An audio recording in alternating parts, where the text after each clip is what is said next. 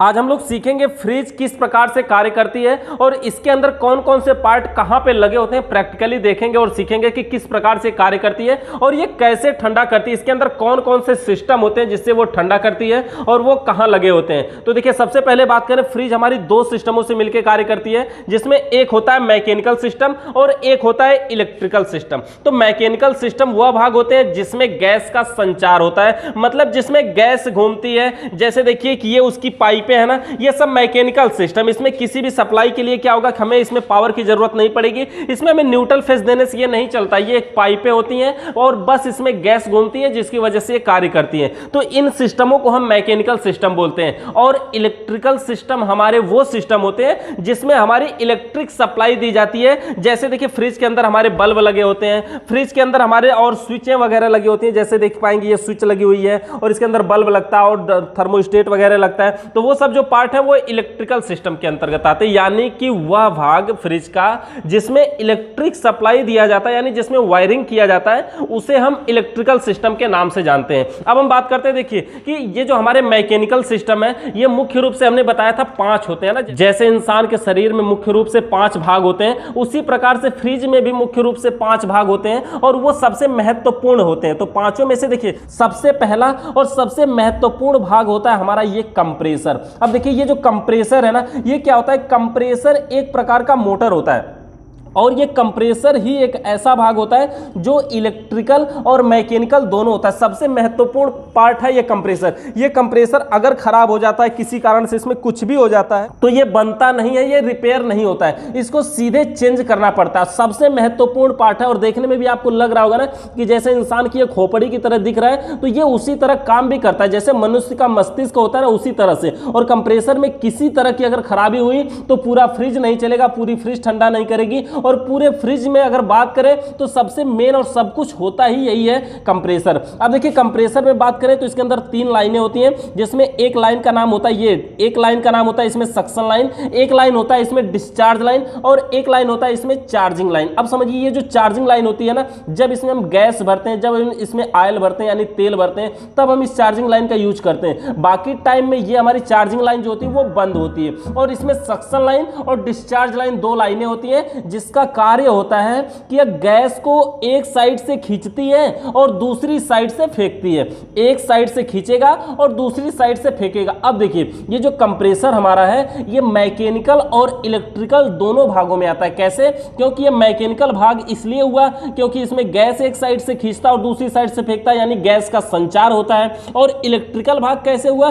Compressor एक motor है ना, देख पाएंगे यहां पर, इसमें कनेक्शन भी किया जाता है, इसमें वायरिंग भी किया जाता है, इसमें रिले OLP भी लगती है, तो इसलिए ये इलेक्ट्रिकल भाग भी हुआ क्योंकि ये एक मोटर है। तो ये इलेक्ट्रिकल और मैकेनिकल दोनों भाग है और सिर्फ कंप्रेसर ही एक ऐसा भाग है जो इलेक्ट्रिकल और मैकेनिकल दोनों होता है। अब इसके अलावा देखिए, बात करें, यहां सक्शन लाइन से इसने हवा को खींचता है और डिस्चार्ज लाइन से फेंकता है। कैसे फेंकता है? जैसे देखते हैं ना कि वो दमकल वाला ट्यूबवेल होता है ना, हम क्या करते हैं, नहर के किनारे लगा देते हैं, तो वो भी एक साइड से पानी को खींचता है और दूसरी साइड फेंकता है। तो उसी प्रकार से ये भी एक साइड से खींचता है और दूसरी साइड से फेंकता है। अब समझिए कि ये जो कंप्रेसर है ना, इसके अंदर क्या लगा होता है, पिस्टन लगा होता है, सिलेंडर लगा होता है जो पंपिंग करता है। जैसे क्या होता है कि हवा भरने वाला जो पंप होता है नॉर्मल, उसमें भी क्या होता है, ऐसे ऊपर नीचे वार्सल होता है, तभी तो प्रेशर बनता है ना। उसी प्रकार से इसके अंदर भी लगा होता है। हमने कंप्रेसर को काट करके निकाल के इसके अंदर का पार्टों का भी वीडियो बनाया हुआ है, आप चाहे तो उसको देख सकते हैं। तो देखिए, अब इसके बाद यहाँ पे क्या हुआ, डिस्चार्ज लाइन से जब गैस निकलती है ना, तो देख पाएंगे यहाँ से एक पाइप लगाई गई है और ये पाइप के द्वारा क्या होता है, गैस चली जाती है कंडेंसर में। ये कंडेंसर क्या होता है, देखिए, ये जो फ्रिज के पीछे ये जो पूरा लोहे की जाली बनी होती है ना, इसे कंडेंसर कहते हैं। ये जो फ्रिज के पीछे पूरा लोहे की जाली है, यही होता है कंडेंसर। देखिए, अब तक कंडेंसर क्या आप जानते होंगे, जो पंखा में लगा होता है ना, वो कंडेंसर नहीं होता है, उसका नाम होता है कैपेसिटर, लेकिन यही होता है कंडेंसर। और अगर कंप्रेसर की बात करें कि कैसे पता चले कि इसमें कौन सक्शन लाइन है, कौन डिस्चार्ज लाइन और कौन चार्जिंग लाइन है, तो आप यहां से भी देख सकते हैं कि जो पाइप, कंप्रेसर की जो पाइप कंडेंसर में जुड़ी होगी, वो हमारी डिस्चार्ज लाइन होती है। कंप्रेसर की जो पाइप कंडेंसर से जुड़ी होगी वो हमारी डिस्चार्ज लाइन होती है, और जो पाइप अंदर से आई होगी वो हमारी सक्शन लाइन होती है। और दूसरी एक और पहचान है कि डिस्चार्ज लाइन की पाइप की जो साइज है वो देखेंगे थोड़ा सा पतली होती है, और जो सक्शन लाइन की पाइप है वो थोड़ा सा मोटी होती है, ये भी पहचान है। और चार्जिंग लाइन क्या है, ये तो हमेशा बंद ही रहेगा। और कंप्रेसर के नीचे देख पाएंगे यहाँ पर पॉइंटों में इसमें 4 रबड़ लगे होते हैं चारों कोनों में। ये रबड़ इसलिए लगे होते हैं ताकि फ्रिज वाइब्रेट ना करे। इस रबड़ का नाम होता है ग्रोमेट रबड़। तो ये रबड़ क्या होता है, फ्रिज को वाइब्रेट यानी हिलने से बचाता है।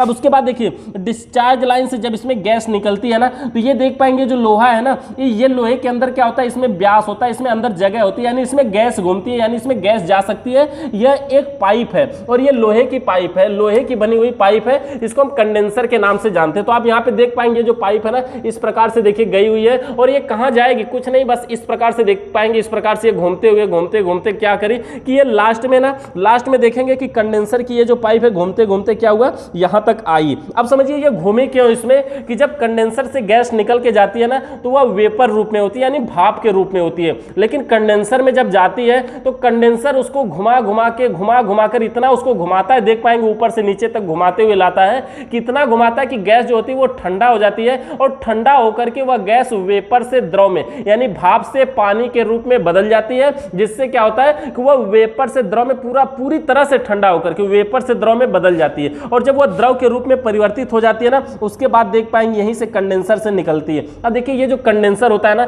लोहे का बना होता है, और कंडेंसर लोहे का बना होता है, और इसमें गैस जो है वो वेपर से द्रव में बदलती है, यानी भाप को पानी बनाता है। और आप जानते होंगे कि अगर लोहे के अंदर पानी रह जाए तो क्या होगा, लोहे में जंग लग जाएगी, और अगर लोहे में जंग लग जाए तो वो जंग झड़ करके कहीं एक जगह इकट्ठा भी हो सकती है, और अगर वह जंग कहीं एक जगह इकट्ठा हो गई तो क्या होगी, ये पाइप जाम हो जाएगी, और अगर पाइप जाम हो गई तो गैस का बहाव रुक जाएगा, और गैस अगर नहीं बह पा रही, गैस आगे नहीं जा पा रही, पाइप जाम हो गई, तो पूरी फ्रिज हमारी ठंडा नहीं करेगी, जिसे हम कहते हैं चोक हो गया है। और इसीलिए हम क्या करते हैं, कंडेंसर के तुरंत बाद एक पार्ट लगाते हैं जिसका नाम होता है फिल्टर। अब देखिए ये जो कंडेंसर का कार्य होता है ना, कंडेंसर के द्वारा किया गया कार्य कंडेंसेशन कहलाता है, और कंडेंसेशन का हिंदी नाम होता है संघनन। संघनन का मतलब क्या होता है समझते हैं, जैसे ठंडी के मौसम में कोहरा पड़ता है ना, तो वो संघनन होता है, उसी प्रकार से ये भी संघनन है। संघनन कैसे होता है, जैसे देखिए ठंडी के मौसम में जो कोहरा पड़ता है वो कहां से पड़ता है, कि जो वातावरण की हवा होती है वो इतना ठंडा हो जाती है कि ठंडा होकर के वो पानी का रूप धारण कर लेती है। तो जो हवा है अब वो पानी के रूप में हमें दिखाई देता है, तो इसलिए क्या होता है हमें कोहरा के रूप में दिखाई देता है, यानी ज्यादा जब मोटा हो जाता है तो हमें दिखाई देने लगता है। हवा जब पतला रहती है तो हमें दिखाई नहीं देती है, लेकिन जब वो मोटा हो जाती है तो दिखाई देती है। तो वो होता है संघनन। वही कार्य करता है हमारा कंडेंसर, कि हवा को पानी के रूप में परिवर्तित करता है। उसके बाद बात करें, देखिए ये पतली पतली इसमें तिल्लियां लगी होती हैं, तो इन तिल्लियों का कार्य पहला तो ये होता है कि ये सपोर्ट करता है, ये जो कंडेंसर की पाइप है ये आगे पीछे ना हो जाए, और दूसरा कार्य इसका ये होता है ठंडा करने में भी सहायता होता है। आप देखिए जब फ्रिज हमारी चलती है ना, जब कार्य करती है ना, तो किसी भी फ्रिज के पीछे आप ये जो कंडेंसर होता है हमारा, इसको अगर आप ऐसे टच करेंगे ना, तो देखेंगे कंडेंसर बहुत हार्ड होता है, गर्म होता है, और जितना ऊपर टच करेंगे ना उतना अधिक गर्म होता है, जितना नीचे आएंगे उतना कम गर्म होता है। इस प्रकार जितना ऊपर टच करेंगे अधिक गर्म होगा, नीचे करेंगे तो उतना कम गर्म होगा। तो इस प्रकार से देखिए कंडेंसर गर्म होता है, तो ये तिल्लियां जो है उसको ठंडा करने में सहायता करती है, क्योंकि जो हवा अगर तिल्लियों पे टकराएगी तो ये पाइपें गर्म होती है, तो तिल्लियां भी गर्म होती है। उसी प्रकार से अगर तिल्लियां ठंडी होंगी तो पाइपें भी ठंडी होंगी। इस प्रकार से ये कंडेंसर कार्य करता है। अब उसके बाद देखिए जो अगला पार्ट हमारा ये तीसरा भाग है, ये जो तीसरा भाग है इसका नाम देखिए फिल्टर है। ये फिल्टर क्या होता है, फिल्टर का मतलब नाम से ही समझ में आ रहा है ना, फिल्टर।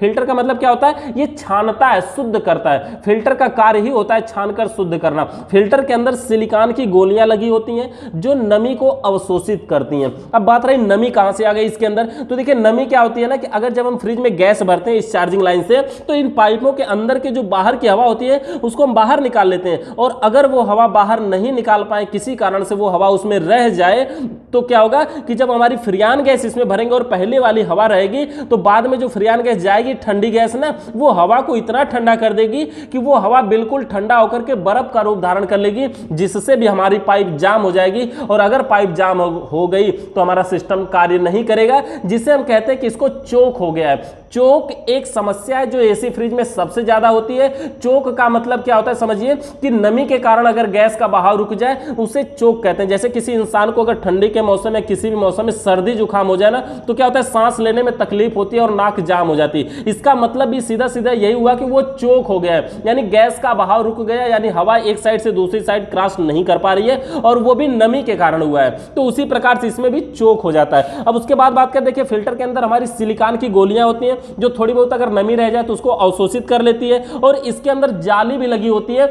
जो जाली क्या होती है रेफ्रिजरेंट को छान के शुद्ध करती है, यानी जो वेपर से द्रव में बदला हुआ आ रहा है यहां से उसको छान के वो शुद्ध कर देती है। अब देखिए फिल्टर जब शुद्ध करता है ना तो उसके बाद हमारा जाता है नेक्स्ट पार्ट में जिसका नाम है कैपिलरी ट्यूब। अब देख पाएंगे यहां पर ये एक पतली सी पाइप है, देख पाएंगे इसकी कितनी पतली है और देखने में ऐसे तिल्ली लग रही है लेकिन ये एक पाइप है और इसमें भी गैस का संचार होता है। और एक चीज और देख पाएंगे कि ये इस प्रकार से मोड़ी हुई है। ये मोड़ा इसलिए जाता है ना, ये जो कैपिलरी ट्यूब की पाइप लगती है ना इसकी जो पाइप की लंबाई होती है एक फ्रिज में 8 से 12 फीट लंबी लगाई जाती है, 8 से 12 फीट लंबी लगाई जाती है। और पूरी फ्रिज की लंबाई देख पाएंगे आप तो या तो 4 से 5 फीट की पूरी फ्रिज होती है। अब सोचिए कि 5 फीट की फ्रिज में अगर 12 फीट की कैपिलरी ट्यूब लगाना हो तो क्या हम सीधा सीधा करके लगा सकते हैं? नहीं लगा पाएंगे ना। इसलिए क्या होता है इसको कम ही जगह में घुमा घुमा करके एडजस्ट कर लिया जाता है, ज्यादा से ज्यादा ये कम जगह में एडजस्ट हो जाती है। तो इस प्रकार से हमारी कैपिलरी ट्यूब लगाई जाती है। अब इसका कार्य क्या होता है? इसका कार्य ये होता है कि यह रेफ्रिजरेंट के प्रेशर को कंट्रोल करती है, यानी गैस जिस प्रेशर के साथ तेजी से यहां से जा रही होती है वो उसको कंट्रोल करती है। कैसे? क्योंकि इसका जो व्यास है, इसकी जो मोटाई है वो कम है ना। गैस यहां से भले से तेजी से जा रही थी लेकिन अब तो कम जाएगी, क्योंकि जैसे मान लीजिए कोई रास्ता चौड़ा है अब आगे जाके पतला हो जाए तो क्या होगा, हमें वहां पर रुक के जाना होगा ना, थोड़े थोड़े लोगों को जाना होगा ना। उसी प्रकार से ये कैपिलरी ट्यूब जो है वो गैस के प्रेशर को कंट्रोल करती है। या फिर हम ऐसे भी बोलते हैं ना कि रेफ्रिजरेंट की संख्याओं को कम करती है। रेफ्रिजरेंट का मतलब समझते हैं? रेफ्रिजरेंट का मतलब होता है ठंडा करने वाली गैस। एसी फ्रिज को कार्य करने के लिए हम जिस गैस का यूज करते हैं उसे रेफ्रिजरेंट के नाम से जानते हैं। तो ये हमारी हो गई कैपिलरी ट्यूब। अब देखिए कैपिलरी ट्यूब के बाद यहां से जब गैस निकल के जाती है ना तो एक पतली सी पाइप के जरिए देख पाएंगे यहीं से ये अंदर हो गई है, और ये अंदर होकर के जाती कहां है? अगला जो हमारा भाग है, लास्ट भाग है, 5वां भाग है एवापोरेटर। और एवापोरेटर क्या होता है? वो ठंडा करता है। तो अगला जो हमारा 5वां भाग है उसको दिखाने के लिए देखिए वो हमारा कहां लगा होता है? फ्रिज के सबसे आगे लगा होता है एवापोरेटर, और उसका कार्य होता है ठंडा करना यानी कूलिंग करना। तो देखिए ये जो हमारा कूलिंग करने वाला भाग होता है, जैसे कि हमारी पूरी फ्रिज है और पूरे फ्रिज में देख पाएंगे सबसे ऊपर का जो भाग होता है पूरी फ्रिज में, ये जो सबसे ऊपर का भाग होता है यही हमारा होता है एवापोरेटर। एवापोरेटर को लोग अन्य नामों से भी जानते हैं जैसे कूलिंग कॉइल, व्याइलर, फ्रीजर, तो इन सब नामों से जानते हैं, लेकिन ये होता क्या है? एवापोरेटर। अब अगर इसको हम एवापोरेटर के कवर को खोलें तो देख पाएंगे ये है हमारा एवापोरेटर। और एवापोरेटर में होता क्या है देखेंगे ना, ये भी एक पाइपें होती है। ये जो आप थोड़ा थोड़ा ऐसे उठा हुआ देख रहे हैं ना, ये पाइपें होती है और इसमें भी गैस का संचार होता है, इसमें गैस घूमती है। अगर ये कोई भी पाइप कहीं पर लीक हो जाए तो पूरी फ्रिज ठंडा नहीं करेगी, पूरी फ्रिज कार्य नहीं करेगी। और बताएं सबसे पहले कि जो हमारे फ्रिज में ठंडा होता है ना वो सिर्फ एवापोरेटर होता है, और ये जो नीचे के भाग होते हैं ये कोई ठंडा नहीं होता है। बस ये सब जो नीचे के भाग है ये इसकी वजह से सब ठंडा हो जाते हैं। जैसे ना परिवार में कमाने वाला एक है, ये सब सिर्फ खाने वाले, यानी उसके सहारे ये सब जी रहे हैं। यानी ठंडा तो यही होता है लेकिन ये सब भी ठंडा होते हैं तो उसकी वजह से होते हैं। जैसे क्या होता है ना कि अगर कोई छोटा सा रूम है, आप यहाँ पे अगर आग जला के रख दीजिए तो क्या नीचे तक गर्मी नहीं आएगी? उसी प्रकार से ये होता है कि अगर एवापोरेटर पूरी तरह से ठंडा हो जाए तो उसकी कूलिंग का प्रभाव पूरा नीचे तक फैलता है, पूरा नीचे तक जाता है। इसीलिए क्या होता है कि ये जो जिसमें जो चीज रखा जाता है वो ज्यादा ठंडा होता है, बाकी जो नीचे वाले में रखे जाते हैं ठंडा तो होते हैं लेकिन उसकी अपेक्षा कम ठंडा होते हैं। तो ये होता है हमारा एवापोरेटर। और एवापोरेटर क्या करता है ना कि किसी वस्तु या स्थान की गर्मी को खींचता है और वहां पर अपना कूलिंग का प्रभाव छोड़ देता है। मतलब कि किसी वस्तु या स्थान, यानी कोई वस्तु हो, यानी इसमें रखा हुआ कोई सामान हो, या किसी स्थान यानी ये जो पूरी जगह यानी कोई स्थान हो, वहां की गर्मी को क्या करता है? अपनी तरफ ये खींचता है और वहां पर अपना कूलिंग का मतलब कि ठंडक का प्रभाव छोड़ देता है, जिससे वहां की रखी हुई वस्तु या स्थान जो है वो ठंडी हो जाती है और कार्य करती है। तो देखिए ये हमारा है एवापोरेटर। एवापोरेटर क्या करता है? तो यहां पे ठंडा करता है। और दूसरा काम और कि जो हमारा कंडेंसर था वे वेपर से द्रव में बदल रहा था, और वही द्रव जब एवापोरेटर तक आता है ना, तो द्रव जब जानते हैं कि अगर आप पानी को गर्म करेंगे तो वो भाप के रूप में बदल जाएगा। तो वो पानी जब इसमें एवापोरेटर में आता है तो एवापोरेटर क्या करता है, किसी वस्तु या स्थान की गर्मी को जब खींचता है ना, तो फिर से वो पानी जो है वो भाप के रूप में परिवर्तित हो जाता है, और परिवर्तित होने के बाद इसी में से उसी की जो पाइप है वो निकल करके चली जाती है अगले भाग में। इसकी जो पाइप है नीचे अगर देखेंगे तो इसकी पाइप इसमें नीचे दिखेगी कुछ, यहाँ पर सबसे नीचे इसकी जो पाइप है वो दिखती है कि वो पाइप पीछे से आकर के इसमें जुड़ी होती है और फिर यहीं से निकल करके आगे चली जाती है। थोड़ा सा दिखाएं इसको,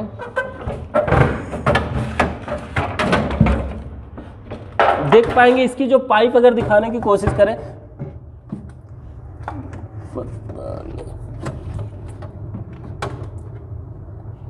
इसकी पाइप को देख पाएंगे, देखिए यहाँ इसकी पाइप यहाँ पे आई हुई है और यहीं से ये पाइप इसमें जुड़ी है जाकर के अंदर। तो यहाँ पे देख पाएंगे इसकी जो पाइप है वो वहां पे जाकर के जुड़ जाती है, इसी एवापोरेटर में आती है और यहीं से फिर निकल करके चली जाती है वापस और उसी कंप्रेसर के सक्शन लाइन में। तो देख पाएंगे यहाँ पर आपको दिखाएंगे कि जो पाइप, ये जो हमारी फ्रिज है, फ्रिज के पीछे ये जो पाइप कैपिलरी ट्यूब से गई है उसी के बगल में एक और पाइप आई हुई है। तो यही वाली जो पाइप आई है ये एवापोरेटर से आई है और कंप्रेसर के सक्शन लाइन में जुड़ जाती है और डिस्चार्ज लाइन से निकल करके वही क्रिया बार बार होती है। कंडेंसर गैस को वेपर से द्रव में बदलता है और एवापोरेटर फिर से उसी द्रव को वेपर के रूप में परिवर्तित कर देता है। अब उसके बाद बात करें, देखिए जो फ्रिज होती है वो इसका जो कैपेसिटी होती है वो लीटर के हिसाब से आती है। अगर हम इस फ्रिज की बात करें तो यहाँ पर देख पाएंगे कि यहाँ पर एक स्टिकर लगा हुआ है जिसमें देख पाएंगे लिखा है 190 लीटर की क्या है कि इसकी सीरीज है और मतलब इसका मॉडल है।